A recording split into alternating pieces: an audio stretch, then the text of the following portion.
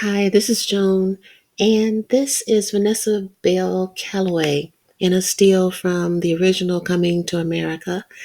Recently, she spoke out about how she originally tried to get the role of Lisa. Okay, it reads Vanessa Bell Calloway says colorism cost her the role of Lisa in Coming to America. I just wasn't light enough. Now, I personally think she probably said a lot of other things, but they made a point of making that the caption because it sounds as though it's not just referring to the movie. It sounds as if she's saying, "Yeah, I tried really hard to be light, I just couldn't be light enough," like it's some sort of flaw in herself. But let me continue. Vanessa Bell Calloway is well known for her role as Queen to Be Imani Izzy in Coming to America, but as she told Page Six, she originally auditioned for the role of the main character, Lisa McDowell. However, she said the colorism played a role in her not being cast as Prince Akeem's, Eddie Murphy's, love interest. Okay, now we know about Eddie Murphy. Now, I'm going to read the rest of the article. It's not that long, but people act as though they're surprised, and I can't quite understand it. Didn't you see the movie? I saw it when it first came out, and I thought then, this is just wrong. I mean, they have this beautiful woman here, you know. They dressed her up. She looks really gorgeous. And they made her what black men in particular are saying that they want. I want a submissive woman. This woman in this movie was raised from birth, told her major role in life was going to be to serve her husband.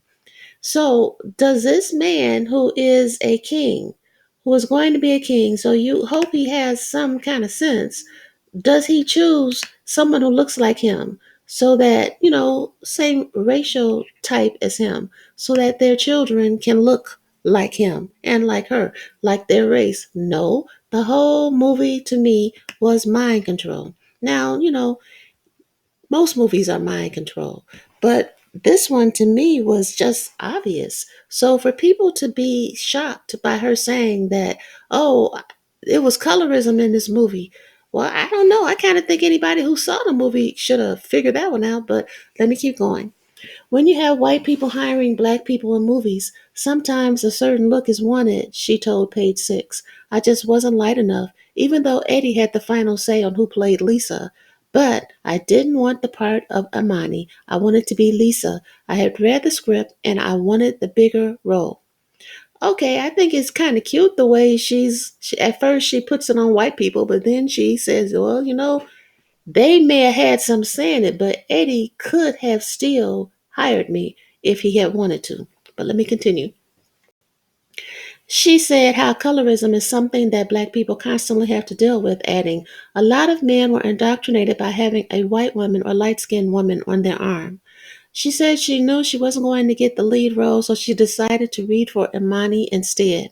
I went outside in the hallway, looked over the part with 5 minutes of preparation, went back in and did the best I could, she said. Calloway says she doesn't resent playing the role, but she wants more people to know that colorism still affects black actors and black people in general.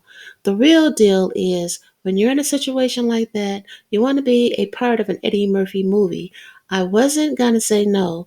I would have loved to have read the lead part, but I was very happy to be in the movie. I can't lie about that, she said. I said, I'll make the best out of this and I'll be the best.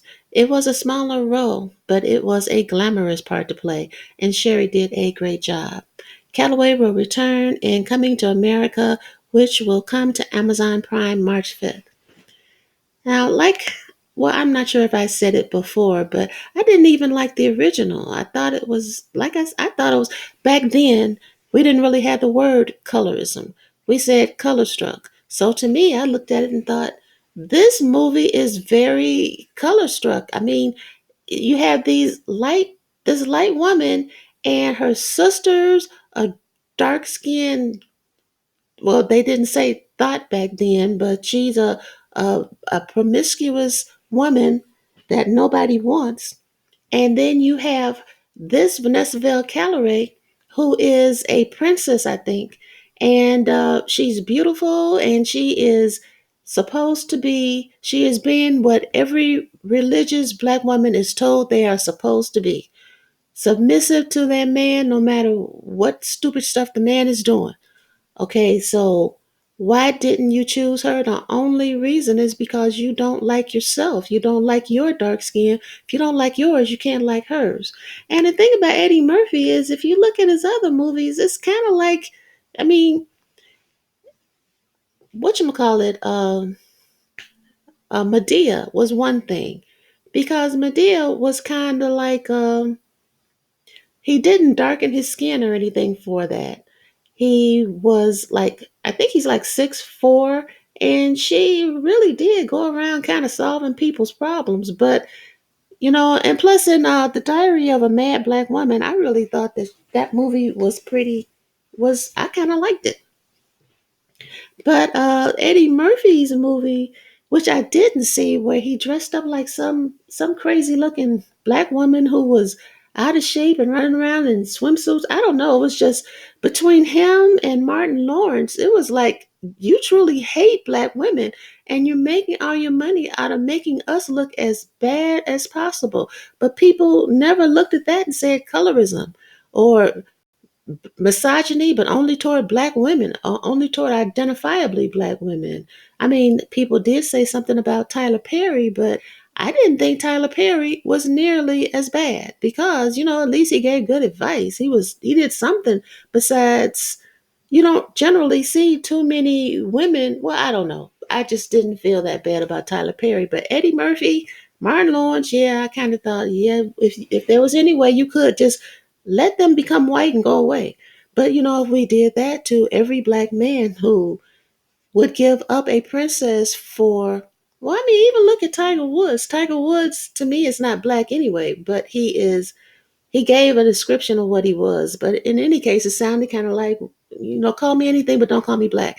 And I agree with him. I agree. To me, in order to really be black, you need to be, I think, 75%, at least 75%. Uh, what is it, ADOS or whatever? Or 75% Hebrew Israelite, or whatever you want to say. My point is, like, if we gave you a DNA test, if you can't show up at least 75% black, well, then I don't think you should call yourself black. These people who are like, well, it's that one drop rule and it's whatever your father is. Okay, these same men, if you showed them a woman, two women, one of them had a white mother and a black father, the other one had a black mother and a white father, they're gonna look about the same. I mean, they just are. They still are 50% white. And people who say, well, I think that mixed people, well, they aren't black, but light skinned people, they are black. Okay, explain to me, how did they get to be light skinned then? I mean, if you go back to before white people went into Africa and did whatever they did there, Africans were dark. We had a certain look, you know? So I prefer the term, if you're going to make some sort of a differentiation. They're multi-generational mixed. That is like you had a half white mother and a half white father. That does not erase that you are only half. That both your parents are half. You add that half up to get an average. You add both of their halves. Let's say you got 50. Point 50, point 50 adds up to 1. Divide that by 2, you're back to point 50. So I don't understand these people. Well, they're light skinned, but they not mixed. Yes, they are mixed. That's why they are light skinned. I mean, it's like you took some milk, you poured chocolate in it, you stirred it up, and it stopped being as white as milk, but it's not as dark as cocoa. Then you stuck it in the refrigerator for 3 days, took it back out and said, it's black now. No, it's not. It's the same as it was. I mean, it's the same with them. You can go through different generations. But if light skinned people marry light skinned people, their kids, they are mixed, and their kids are just as mixed as they are. And it doesn't make any difference if it's the mother who's of another race or the father. You still both parents contribute the same amount of chromosomes. It's not like, well, I'm better than you are. They're more like me. Now, I'll always say women do more work. Women do more work in bringing kids into this world. Men do 5% of it, and they get the fun part. The rest of it is on the woman.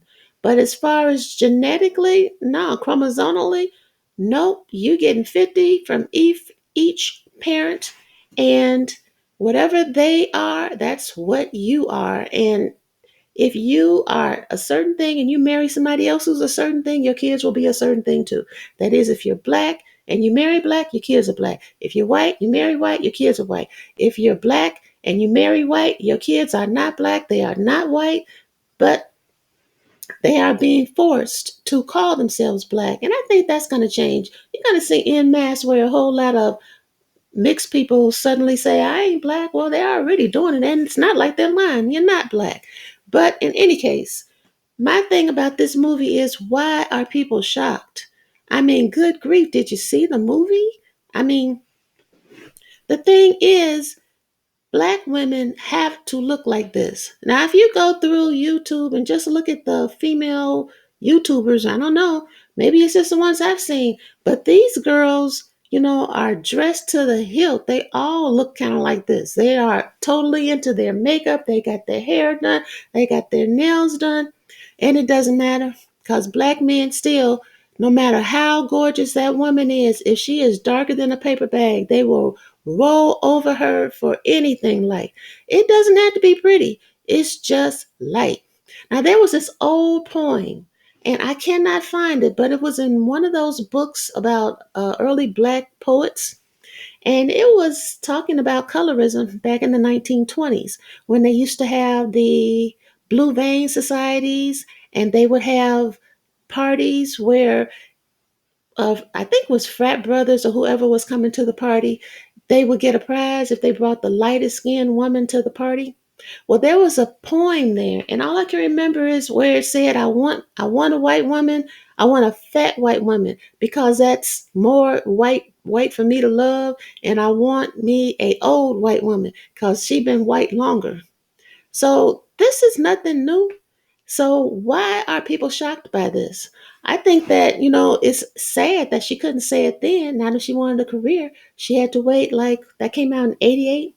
She had to wait, like, what is it, 40 years? 30 some years before she could come out and say what should have been obvious, because she knows it. Everybody else, that's why they chose her for that movie. That's why it only took them 5 minutes of her prepping before they said, yeah, you got the part. They wanted a beautiful black woman. They wanted a beautiful black woman so that they could say, even less than beautiful light skinned woman, biracial woman, whatever it is, she's lighter than a paper bag. Whatever it is she got going on, she looks better. Not, she doesn't look better. She is better than your best black. Your best black who has been trained from birth to be your wife cannot equal to what came from white ancestry. I mean, that is basically it. When you worshiping light skin, where did it come from? It came from white people. You worshiping white people. You are racist.